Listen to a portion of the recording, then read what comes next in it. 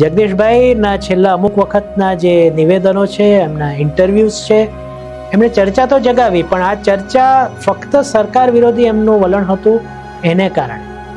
વચમાં એક કોક વાર વખાણ કરી લેતા, પણ ઓવરઓલ એ આમ આદમી પાર્ટીનું સમર્થન કરતા હોય એવું લાગ્યું.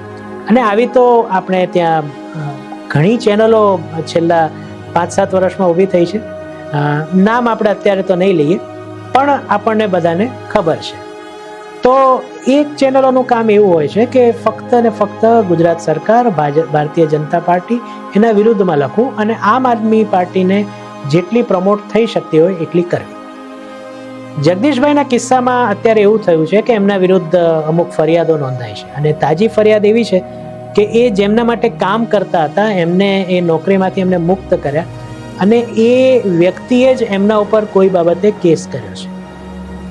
તો જે ગુજરાતના પત્રકારો છે, જે મેં 2-3 ચેનલોની વિશે વાત કરી કે એવો નેરેટિવ ફેલાવે છે કે ગુજરાતમાં તો બધું ખરાબ જ છે, એમણે આ મુદ્દો ઉપાડી લીધો અને એમણે એવું ફેલાવવાનો પ્રયાસ કર્યો, અથવા તો ચાલી જ રહ્યો છે પ્રયાસ, કે ભાઈ જગદીશભાઈને ભરાવવા માટે, અથવા જગદીશભાઈ સરકાર વિરુદ્ધ બોલે છે એટલે એમના વિરુદ્ધ આ કેસ થયો છે.